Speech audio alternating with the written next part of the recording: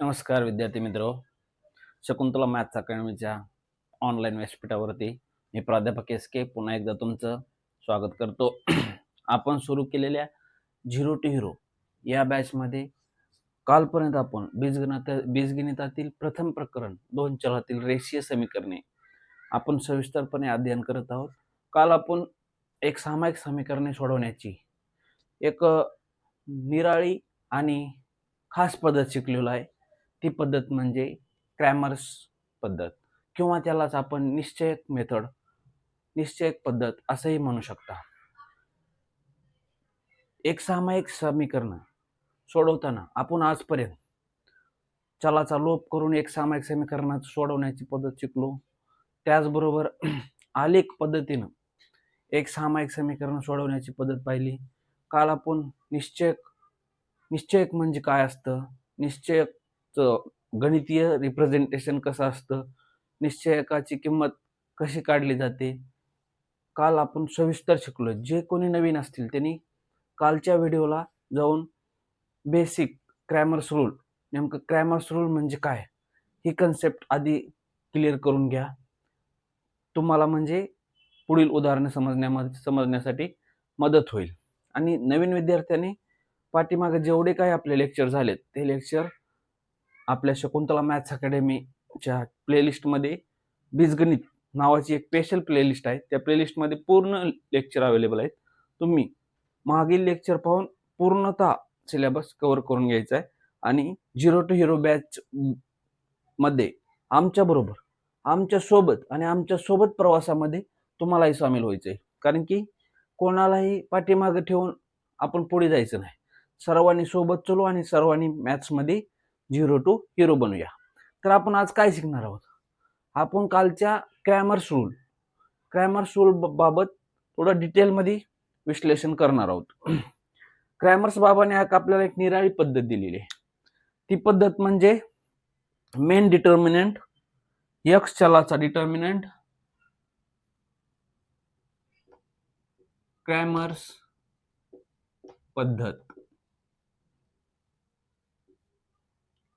यामध्ये आपण काल काय पाहिलं होतं, दोन एक सामायिक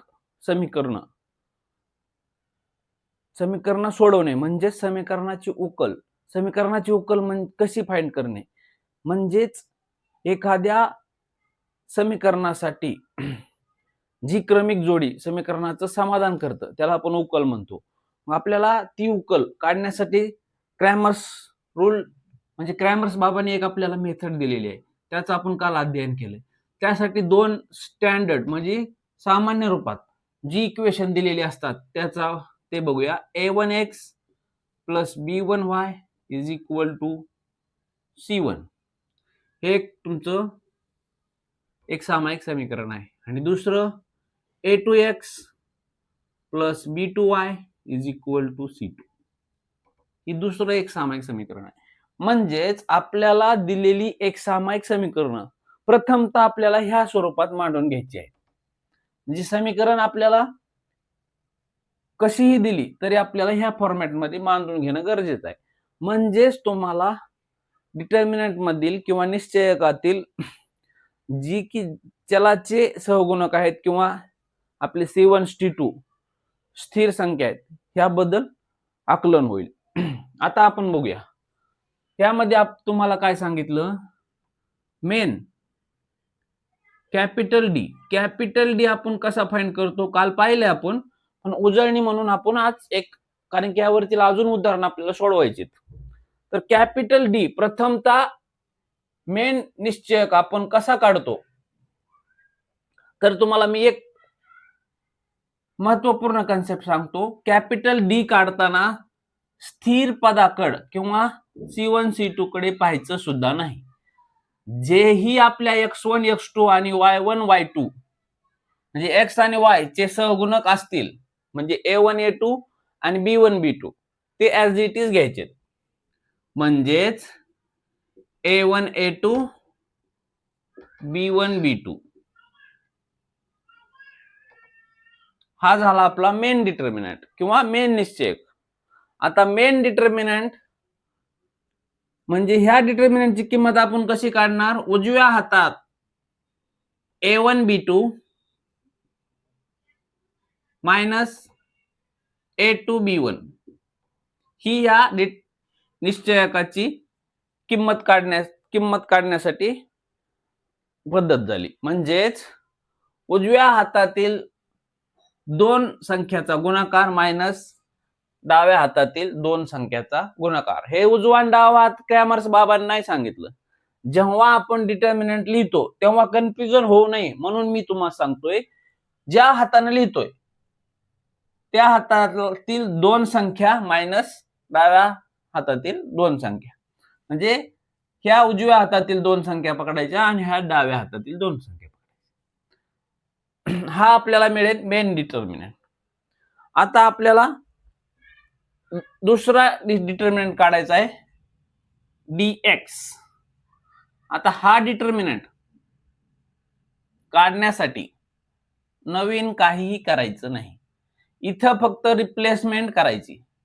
ज्या ज्या ठिकाणी तुम्हाला x दिसतंय, x दोन इक्वेशन मध्ये ज्या ज्या ठिकाणी x दिसतंय त्या ठिकाणी ह्या C1 C2 ह्या स्थिर व्हॅल्यू टाकून घ्यायच्यात.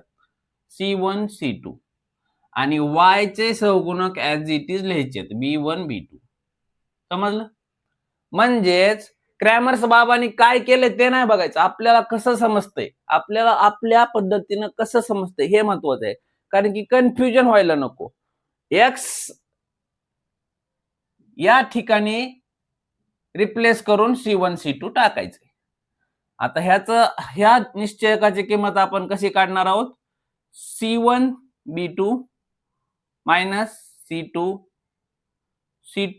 B1 ही झाली ह्या निश्चयकाची किंमत. त्याचबरोबर आता नेक्स्ट तिसरा निश्चय किंवा तिसरा डिटर्मिनंट कसा काढायचा? ध्यान द्या, जे कोणी आज नवीन असतील किंवा काल लेक्चर अटेंड केलं नसेल त्या सर्वांनी आज ध्यान द्यायचंय. कारण की उदाहरण सोडवताना ह्या कन्सेप्ट खूप महत्वाच्या आहेत. कारण की एक्झाम्पल सोडवताना परत मी फक्त ह्या स्टँडर्ड फॉर्म बरोबर कंपॅरिझन तुम्हाला सांगणार. हे परत तुम्हाला सूत्र किंवा निश्चयाची किंमत कशी काढणे किंवा ह्या डिटर्मिनंट कशा सोडवणे हे परत सांगणार नाही. मी आता तुम्हाला डबल कालच्या लेक्चर मध्ये सांगितलं रिपीट का करतोय? कारण की आपल्याला आज ह्यावरील उदाहरणे सोडवायची. उदाहरणे सोडवायचे म्हणजे आपण जे काही शिकलोय ते आपल्याला किती आत्मसात झाले त्याचं एक ऍप्लिकेशन. म्हणजे आपण आत्मसात केलेलं आपल्याला किती येतंय, म्हणजे आपण शिकलोय क्रॅमर्स बाबाकडून रूल. मग क्रॅमर्स बाबाकडून एक सामायिक समीकरण सोडवण्याची पद्धत शिकलोय, तर ती मेथड उदाहरणामध्ये किंवा आपल्या दिलेल्या उदाहरणामध्ये कशी अप्लाय करायची आणि आपल्याला सोल्युशन कसं काढायचं किंवा उकल कशी काढायची हे बघणं महत्वाचं आहे. आता बघा तिसरा डिटर्मिनंट dy. आता y म्हटल्यानंतर ज्या ठिकाणी y आहे ते बघा, ज्या ठिकाणी y आहे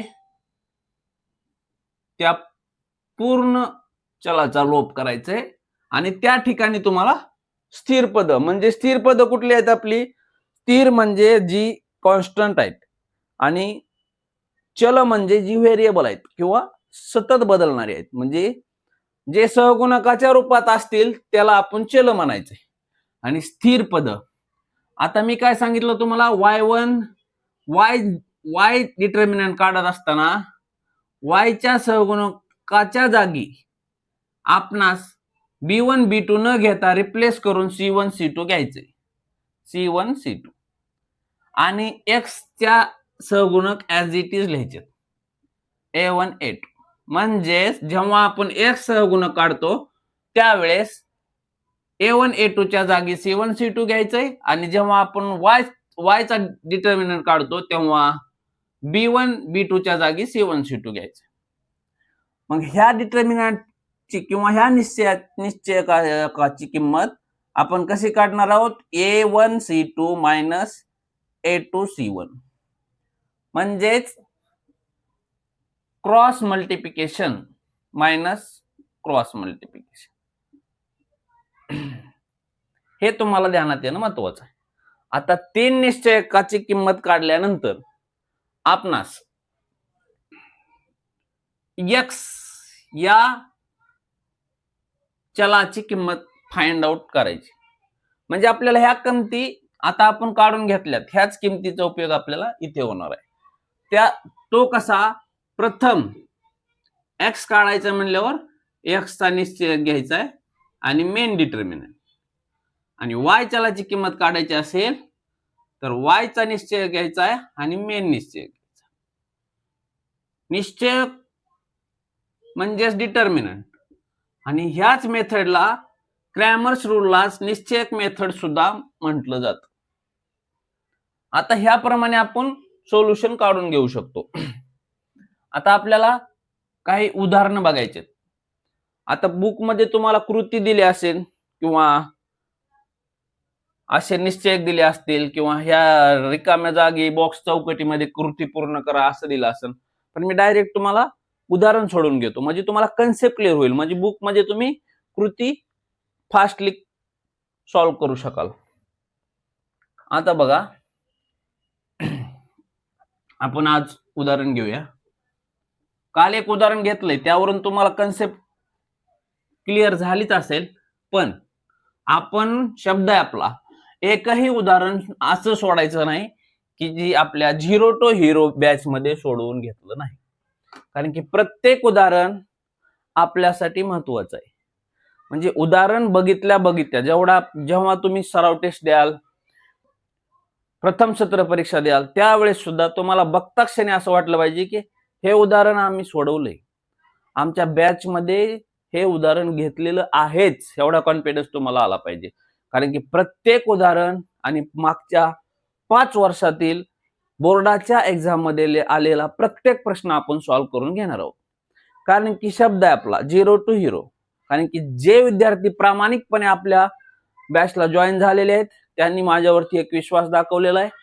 त्यांना आपल्याला गणित या विषयात 100 पैकी 100 मार्क मिळवून द्यायचे आहेतच. त्यामुळं त्याच उमेदीनं त्याच उत्साहानं तुम्ही सुद्धा मरगळल्यावाने असं लेक्चरला बसायचं नाही, एकदम असं उत्साहपूर्ण म्हणजे जेव्हा आपण एकदम फ्रेश बसतो लेक्चरला त्यावेळेस आपलं माइंड पण फ्रेशली काम करतं. म्हणजे एक सायकोलॉजी आहे, असं मरगळल्यावाने लेक्चरला बसायचं नाही, एकदम असं फ्रेश माइंडली आपल्याला नवीन काहीतरी शिकता भेटणार आहे. म्हणजे प्रत्येक लेक्चर मध्ये आपल्याला थोडं करून आपल्याला ज्ञानामध्ये भर वाढवायची आणि आपल्याला 0 to हिरो बनायचे. जेव्हा बॅचचा एंड होत असेल तेव्हा तुम्हाला समजणार सुद्धा नाही की केव्हा आपण 0चे हिरो झालो. त्यामुळं नियमितता खूप महत्वाची आहे. जे काही मी उदाहरण सोडवून घेतोय ते उदाहरण तुम्हाला पर्सनली वहीमध्ये सोडवून पाहिजेत. नाही आले तर व्हिडिओ प्लेबॅक करून पाहायचा आहे. व्हिडिओमध्ये तर त्याचं सोल्युशन असणारच आहे, पण स्वतःहून तुम्हाला आता ही क्रॅमर्स बाबाची मेथड अप्लाय करता येते का नाही पाहिजे. नाही आली तर उदाहरण सांग म्हणजे व्हिडिओ प्लेबॅक करून तुम्हाला पाहिजे. म्हणजेच अभ्यास आपण काय शिकतो हे महत्वाचं नाहीये, शिकलेली गोष्ट रिव्हिजन खूप महत्वाचं आहे. रिव्हिजननेच तुम्ही परफेक्ट बनणार आहात. आता आपण प्रथम लेक्चर मध्ये चल या एका वाक्यापासून आपल्या लेक्चरला सुरुवात झाली होती. आता आपण त्यावर एक सामायिक समीकरण बघितली, एक सामायिक समीकरण 2 म्हणजे 2 चल असलेली एक सामायिक समीकरण बघितली, त्याचं सामान्य रूप बघितलं. आता ते सोडवायच्या पद्धती बघितल्या. आता तिसरी पद्धत आहे आपल्याला ही क्रॅमर्स बाबाने दिलेली, ही पाहतोय. म्हणजे तुम्ही किंवा असं रात्री जेव्हा लेक्चर वगैरे झाल्यावर झोपत असता त्यावेळेस झोपल्या वेळेस थोड्या वेळेस डोळे झाकल्यानंतर पहिल्यापासून प्रकरण आठवायचा प्रयत्न करायचा. कारण की आपण प्रथम पासून कुठून सुरुवात केली होती आणि कुठं आलोय आणि कसं आपण स्टेप बाय स्टेप ह्यामध्ये आपले म्हणजे प्रोग्रेस होत आहे. म्हणजे पूर्ण चॅप्टर असं तुमच्या डोळे झाकल्यानंतर स्क्रीनवर दिसला पाहिजे, चलापासून ते पूर्ण आता क्रॅमर्स रूल पर्यंत. रोज रिव्हिजन खूप महत्वाची आहे. तुम्ही आता म्हणताल मी एक्झाम येईल त्यावेळेस पाहिल, नाही. तुम्ही बोर्डाच्या पेपरमध्ये एक महत्वपूर्ण वर्ष आहे तुमच्या आयुष्यातील.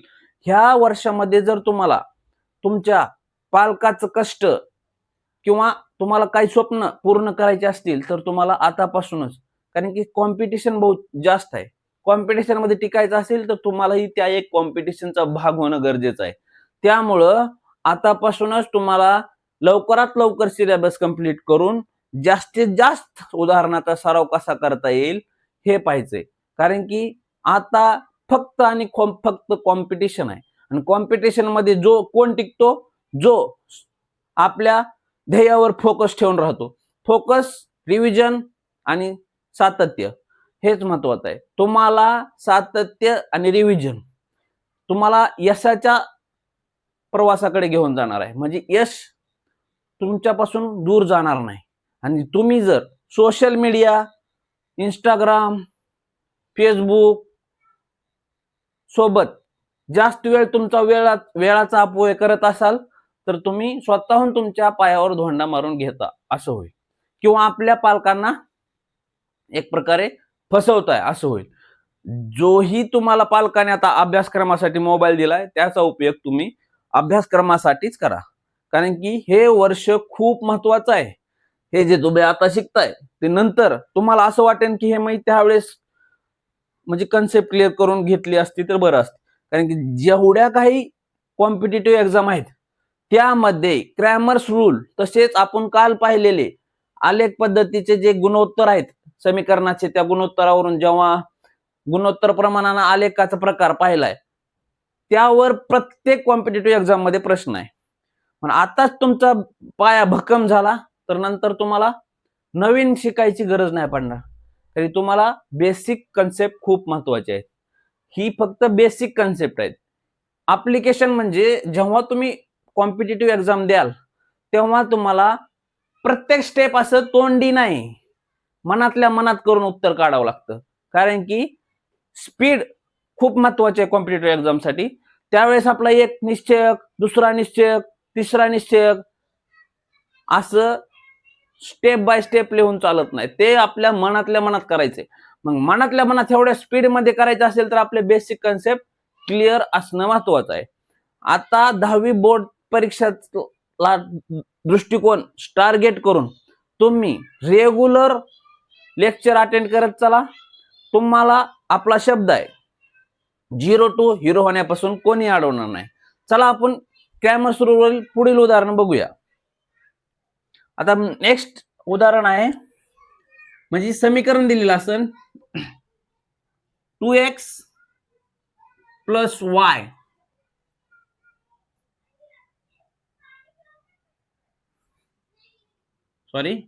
y plus 2x minus 19 is equal to 0 एक समीकरण दिलेलं आहे. आणि 2x minus 3y plus 3, 2x minus 3y plus 3 is equal to 0 ही दोन समीकरणं दिलेली आहेत. आपल्याला दोन समीकरणं दिलेली आहेत आणि ही दोन समीकरणं क्रॅमर्स पद्धत किंवा निश्चयक मेथड वापरून सोडवायची. मग ती कशी सोडवायची त्यासाठी दिलेल्या समीकरणाला अगोदर आपले जे स्टँडर्ड म्हणजे सामान्य रूप आहे त्यामध्ये मांडून घ्यायचे. आता सामान्य रूप काय क्रॅमर्स पद्धतीमध्ये बघा, a1x plus b1y is equal to c1 हे झालं समीकरण 1 साठी सामान्य रूप. समीकरण 2 साठी a2x plus b2y is equal to c2. आता आपणास ही दिलेली इक्वेशन स्टँडर्ड म्हणजे सामान्य रूपामध्ये कन्वर्ट करून घ्यायची. आता समीकरण 1 चा आपण विचार करू. समीकरण 1 मध्ये 2x प्लस y आणि हे जे मायनस 19 आहे ह्या साईडला पाठवून देऊ, म्हणजे आपल्याला ह्या फॉर्म मध्ये हे इक्वेशन मिळालेलं आहे. तसेच second 2x minus 3y is equal to minus 3, म्हणजे चिन्हाच्या इक्वल साइनच्या उजवीकडे जात असेल किंवा उजवीकडून डावीकडे जात असेल चिन्हाची आदला बदल होते. म्हणजे प्लस असेल तर मायनस होतं आणि मायनस असेल तर प्लस होतं. ही गोष्ट तुम्ही शिकला आहात, पण मी का सांगतोय, कारण की तुम्हाला प्रत्येक गोष्ट क्लिअर झाली पाहिजे. गणित किंवा एखादं उदाहरण शिकतानाच डाऊटच राहिला नाही पाहिजे तुमच्या मनात. स्टेप बाय स्टेप प्रत्येक कन्सेप्ट क्लिअर झालीच पाहिजे. आता आपण दिलेल्या सामान्य रूपामध्ये दिलेली एक सामायिक समीकरण कन्व्हर्जन करून घेतलेली आहे. आता आपली पहिली स्टेप काय, कंपॅरिझन जर केलं तर ह्यामध्ये A1 ची व्हॅल्यू काय आहे 2, B1 ची व्हॅल्यू काय आहे 1, A2 ची व्हॅल्यू काय 2, B2 ची व्हॅल्यू काय -3. तसेच आपले स्थिर संख्या म्हणजे C1 C2 काय आहेत +19 आणि -3. आपल्याला दिलेल्या सामान्य रूपाबरोबर कंपॅरिझन केला असता लक्षात येते की कुठल्या चलाच्या सहगुणकाची काय किंमत आहे. आता आपण ह्यामध्ये प्रथम स्टेज काय, मेन निश्चय काढून घ्यायचं, म्हणजे main capital D. Main determinant किंवा मेन निश्चय कसा काढायचा तुम्हाला 3 वेळेस सांगण्याचा हेतू आहे, कारण की हा खूप महत्वपूर्ण प्रश्न आहे बोर्डाच्या परीक्षेच्या दृष्टिकोनातून, आणि आपल्याला महत्वपूर्ण नाही काहीच सोडायचं नाही. त्यामुळं प्रत्येक कन्सेप्ट, म्हणजे एखादी कन्सेप्ट मी महत्वपूर्ण आहे म्हणता आणि अति महत्वपूर्ण आहे म्हणजे ती तर बोर्डच्या परीक्षेमध्ये 100% तुम्हाला विचारणार. त्यापैकी ही एक मेथड आहे. तुम्हाला प्रत्येक प्रश्नपत्रिकेत हा प्रश्न असणार आहे. आता कॅपिटल डी आपण कसं काढतो, C1 C2 चा विचार करायचा नाही कॅपिटल डी काढताना, फक्त एक्स आणि वाय दोन्ही चलाचे सहगुणक ऍज इट इज लिहून घ्यायचे. A1 A2 B1 B2. म्हणजेच आता ह्या इक्वेशन बरोबर कंपॅरिझन करूया. A1 ची किंमत काय आपली 2, A2 ची किंमत काय आहे ती सुद्धा 2, B1 ची किंमत काय आहे, इथे काही नाही म्हणजे y चा सहगुणक 1 आहे. त्याचबरोबर B2 ची किंमत -3 आहे.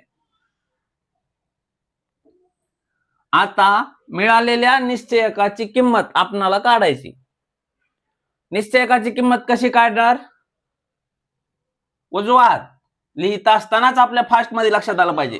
2 × -3 -2 × 1 म्हणजेच -6 -2 म्हणजेच -8 ही या निश्चयकाची किंमत आहे. आता कॅपिटल डी काढल्यानंतर आपल्याला कॅपिटल डीएक्स हा दुसरा निश्चय फाइंड आउट करायचा. आता मी काय सांगितलं होतं तुम्हाला, डीएक्स काढत असताना एक्स बरोबर जी काही चल आहेत ती चल रिप्लेस करायचे. कशा बरोबर, C1 C2 बरोबर. म्हणजेच एक्सच्या जागी कुठली चल आहेत आपली, एक्स चलाचे सहगुणक कुठले आहेत A1 A2.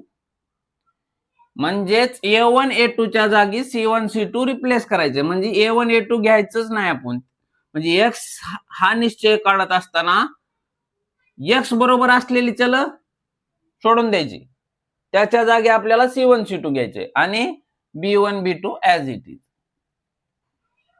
आता बघा ह्या इक्वेशन मध्ये C1 C2 काय आहे, C1 ची किंमत आहे 19 आणि C2 ची किंमत आहे -3. 19 आणि -3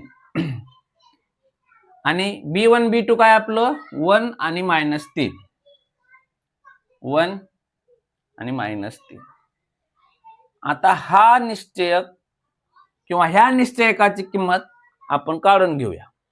तुम्हाला मी सांगितलंय उजवा हात 19 × -3 -3 × 1 म्हणजेच 19 त्रिक 57 -57 आणि हे असेल -3 म्हणजेच तुम्हाला -54 मिळेल.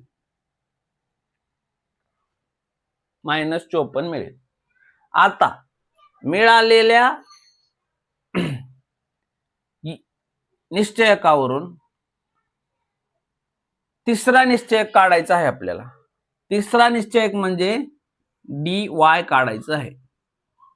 dy साठी आपणास y या चलाचे सहगुणक b1 b2 रिप्लेस करायचे c1 c2 बरोबर.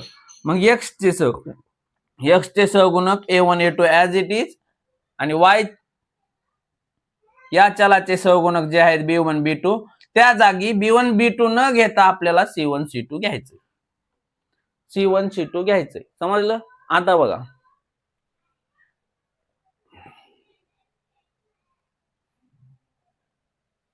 आता ह्या निश्चयकामध्ये कंपॅरिझन करून दिलेल्या स्टँडर्ड फॉर्म बरोबर कंपॅरिझन करून इथे किमती ठेवायच्या. a1 e2 a2 2 2 आहे हे तर आपल्याला माहितच आहे. त्याचबरोबर c1 c2 19 आणि -3 आहे. आता गुणाकार 2 गुणुले -3 -2 गुणुले 19 म्हणजे -6 -38 म्हणजेच हे काय मिळालेलं तुम्हाला -44 ही मिळालेली आहे. त्याच पद्धतीने आपण तीनही निश्चयक d dx आणि dy तीनही निश्चयकाच्या किमती काढून घेतलेल्या आहेत. आता आपण तीनही निश्चयकाच्या किमती इथे लिहून घेऊ. Capital D is equal to आपल्याला -8 मिळालेला आहे. dx इज इक्वल टू -54 मिळालेला आहे आणि dy इज इक्वल टू -44 मिळालेला.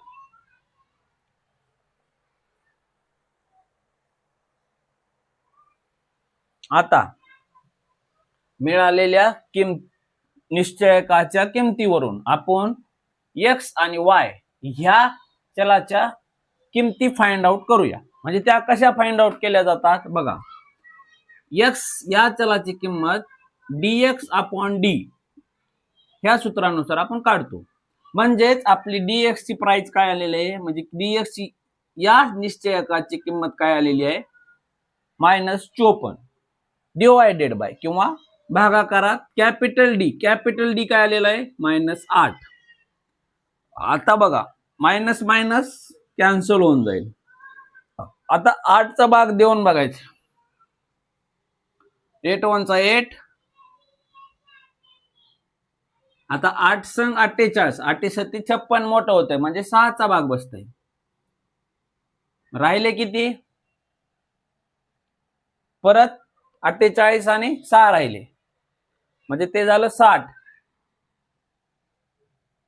परत 8 7 56 परत राहिले 4 म्हणजेच 8 पंचे 40 ही झाली आपल्या x या चलाची किंमत. त्याचबरोबर y या चलाची किंमत काढण्यासाठी आपल्याला dy या निश्चयकाचं कॅपिटल D या निश्चयकाशी असलेलं गुणोत्तर फाइंड करणं गरजेचं आहे. आता आपण किंमत ठेवून घेऊया. dy काय आपला आलेला आहे -44. तसेच कॅपिटल D सुद्धा -8 आहे.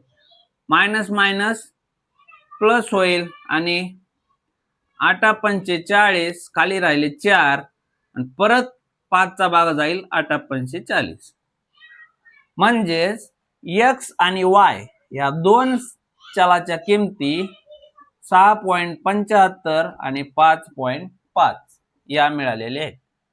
ही उकल मिळाली. आता हे उदाहरण आपल्या पुस्तकामध्ये तुम्हाला डायरेक्ट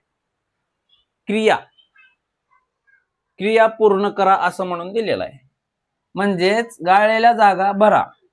आता तुम्हाला हीच कन्सेप्ट माहित असेल बेसिक तर तुम्ही क्रिया पूर्ण करायला तुम्हाला काहीच अवघड जाणार नाही. समजलं?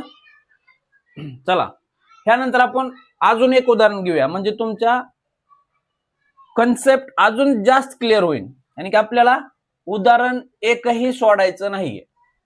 प्रत्येक उदाहरण झिरो टू हिरो बॅच मध्ये सॉल्व्ह करून झालंच पाहिजे आणि प्रत्येक विद्यार्थ्याला समजलंही पाहिजे. त्याचमुळं एकदम स्लोली आणि तुम्हाला समजेल ह्या पद्धतीनं एकही दिवस खंड न पाडता आपण ही बॅच कंटिन्यू करणार आहोत. त्यामुळं रेग्युलर बॅचला अटेंड करत चला आणि व्हिडिओ आवडत असेल तर व्हिडिओ लेक्चरला लाईक करा, चॅनलला सबस्क्राईब करा आणि आमच्या बरोबर गणितामध्ये झिरो टू हिरो या प्रवासामध्ये हिरो बनायला तयार राहा. म्हणजेच माझा एक असा हेतू आहे की विज्ञान विषयासाठी सुद्धा नवीन बॅच अनाउन्स करावी. कोणाकोणाला वाटतंय की आपण विज्ञान या विषयासाठी सुद्धा बॅच असायला पाहिजे. जर तुम्हाला विज्ञान विषयासाठी बॅच लॉन्च म्हणजे बॅच मध्ये जॉईन व्हायचं असेल तर कमेंट मध्ये यस टाईप करा. म्हणजेच आम्हाला कळेल की विद्यार्थ्याला खरंच विज्ञान या विषयामध्ये बॅचची आवश्यकता आहे की नाही. कारण की शकुंतला मॅथ्स अकॅडमी ह्या चॅनलवरती विज्ञानसाठी एक स्पेशल बॅच आणण्याचा आम्ही विचार करत आहोत. पण विद्यार्थ्याची रिक्वायरमेंट काय आहे ते आम्हाला समजणं गरजेचं आहे. त्यामुळं कमेंट बॉक्समध्ये तुम्ही जर तुम्हाला विज्ञान भाग 1 भाग 2 दोन्ही विषयामध्ये काही अडचण वाटत असेल किंवा बॅच तुम्हाला जॉईन करायची असेल तर चॅनलला सबस्क्राईब करा आणि कमेंटमध्ये यस टाईप करून आम्हाला तुमचा रिप्लाय कळवा. म्हणजेच लवकरात लवकर आपण विज्ञान ह्या विषयासाठी सुद्धा बॅच आणणार आहोत. चला आपण पुढील उदाहरण बघूया. क्रॅमर्स बाबानं दिलेल्या आपल्या पद्धतीनुसार पुढील उदाहरण कसे सोडवायचे आहे.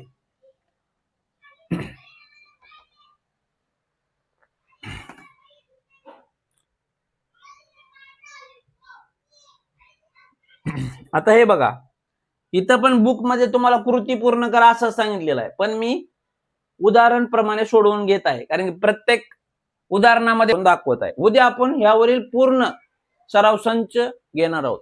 त्यामुळं उद्या मागील जेवढं काही झालंय क्रॅमर्स रूल बाबत किंवा निश्चयकाच्या किमती फाइंड करण्याबाबत मागच्या व्हिडिओमध्ये जाऊन तुम्ही कन्सेप्ट क्लिअर करून उद्याच्या लेक्चरला यायचं आहे.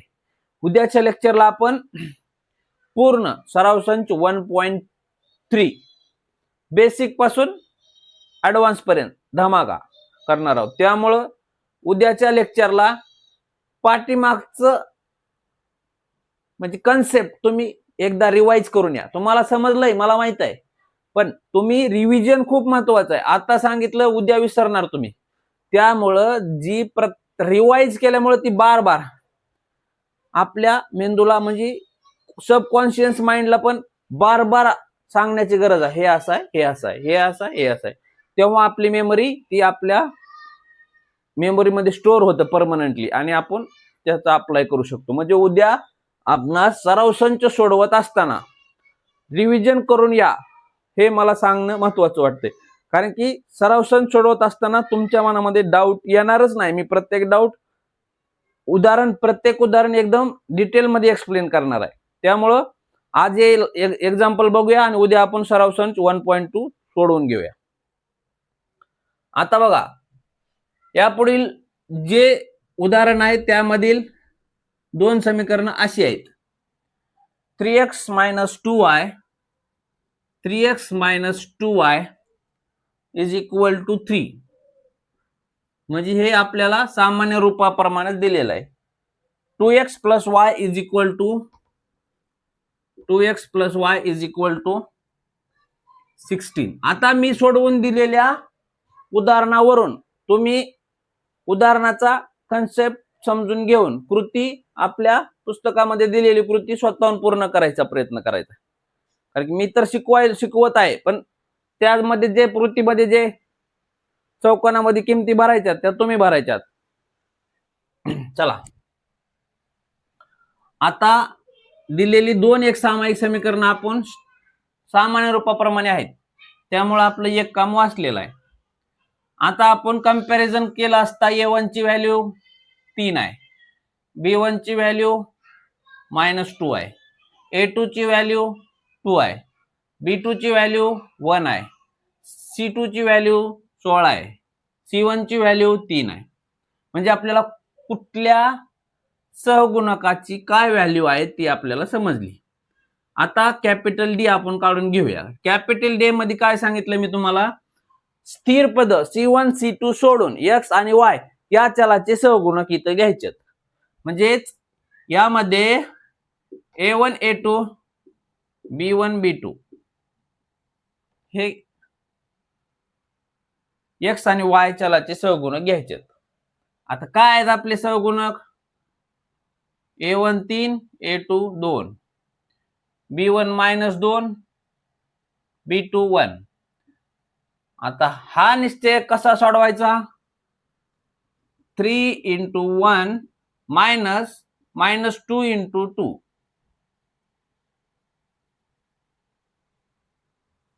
उजवा मायनस डावा. आता 3 -4 म्हणजेच 3 + 4 = 7. म्हणजेच मेन निश्चयकाची किंमत आपल्याला 7 मिळालेली आहे. आता दुसरा निश्चय किंवा दुसरा डिटर्मिनंट काय आहे, dx. dx या निश्चयकाची किंमत काढत असताना x या चलाचे सहगुणक रिप्लेस करायचे C1 C2 बरोबर आणि y या चलाचे सहगुणक ऍज इट इज लिहायचे. म्हणजेच B1 B2 as it is लिहायचे. म्हणजेच आपल्याला dx ह्या निश्चयकाची किंमत काढता येईल. आता बघा, C1 C2 काय आपलं 3 आणि 16, B1 B2 काय आपलं -2 आणि 1. तर ह्या निश्चयकाची किंमत कशी काढायची, 3 × 1 मायनस महत्वपूर्ण आहे आणि 2 × 16 -2 × 16. आता 3 -32 म्हणजेच हे झालेलं आहे 3 + 32 मायनस प्लस होईल. म्हणजेच तुम्हाला 35 ह्या dx या निश्चयकाची किंमत मिळालेली आहे. आता dy मध्ये काय सांगितलंय, y या चलाचे सहगुणक म्हणजेच B1 B2 च्या जागी C1 C2 घ्यायचं आहे आणि x चे जे सहगुणक आहे ते ऍज इट इज घ्यायचे. म्हणजेच A1 A2 काय आपलं 3 2 आणि C1 C2 काय आपलं 3 × 16. आता 16 × 3 -2 × 3 म्हणजे 16 × 48 -6 म्हणजेच 42.